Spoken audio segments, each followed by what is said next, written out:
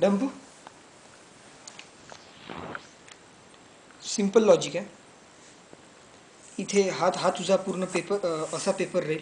हा माझा पेपर आहे, पण ते टेम्पोररी बेसिसवर बरोबर तुला गाईड करू शकेल मी. हा माझा पेपर आहे. हां, आता इथे बरोबर तुझं इथे सीट नंबर लिहायचा. इथे ते इन वर्ड्स म्हणजे अक्षरात लिहायचा सीट नंबर.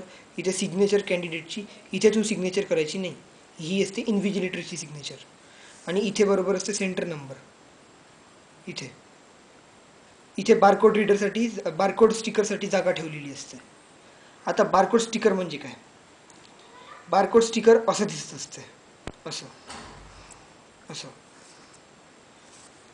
इथे तुझा रोल नंबर लिहिलेला असेल इथे, आणि इथे तुझा सेंटर नंबर लिहिलेला असेल. तू तू याच्यावरून तुझं ओळखू शकतो. बरोबर इथे पहिले आपला रोल नंबर चेक करायचा मॅडम जवळून बारकोड स्टिकर घ्यायच्या पहिले, आणि सेंटर नंबर पण चेक करायचा बरोबर आहे की नाही हे पाहायचं. ठीक आहे. इथे इथे ऑलरेडी पूर्ण स्टिकरवर चिकट असते. जसं आपलं बुकचं लेबल असते ना, तसं पूर्ण चिकट असते. इथे एका कागदावर लागलेलं असते. मागचा असा कागद काढायचा, स्टिकर घ्यायचं, स्टिकर घ्यायचं आणि बरोबर इथे चिपकवायचं.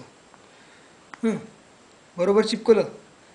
बरोबर म्हणजे कसं, हे जे आहे हे ही लाईन आणि ही लाईन बरोबर मॅच झाली पाहिजे. ही आता माझी एक डॉटेड डॉटेड लाईन आहे इथे, आणि ही लाईन बरोबर मॅच झाली पाहिजे. हां,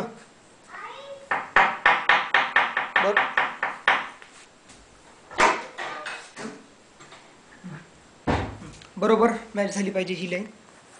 आणि हे असं तुझं बारकोड राहील, बारकोड स्टिकर हे असं बरोबर चिपकवायचं. आता तुझा पेपर संपण्याच्या 10 मिनटं पहिले इन्व्हिजिलेटर येतील, किंवा पेपर्स म्हणजे बारकोड दिल्यानंतर पण असू शकते. इन्व्हिजिलेटरनी साईन केली का हे चेक करायचं. इथे इथे साईन करतात इन्व्हिजिलेटर. हां, नंतर असं होलोग्राम असतं, ब्लॅक ब्लॅक पूर्ण हे होलोग्राम असतं.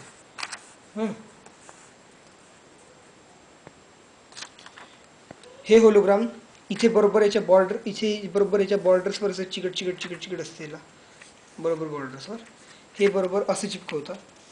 असं म्हणजे कुठेच तुझा रोल नंबर नाही दिसणार, कुठेच तुझा रोल नंबर नाही दिसणार, काहीच नाही दिसणार. फक्त इथेच एक बारकोड दिसेल, इथे बारकोड दिसेल. आणि जेव्हा पेपर चेक करायला जाते तेव्हा ते इथे बारकोड त्या मशीननी, रेड कलरच्या मशीननी हे चेक करतात, आणि तुझा पूर्ण रोल नंबर वगैरे याच्यात सेव्ड असतो या बारकोडमध्ये. कळलं?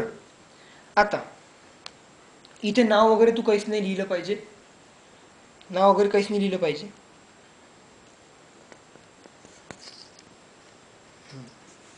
इथे असते सब्जेक्ट टॉपिक, बॅच टाईम, हे हे सोड, बॅच टाईम नाही, सब्जेक्ट टॉपिक आणि पेपर असते खाली.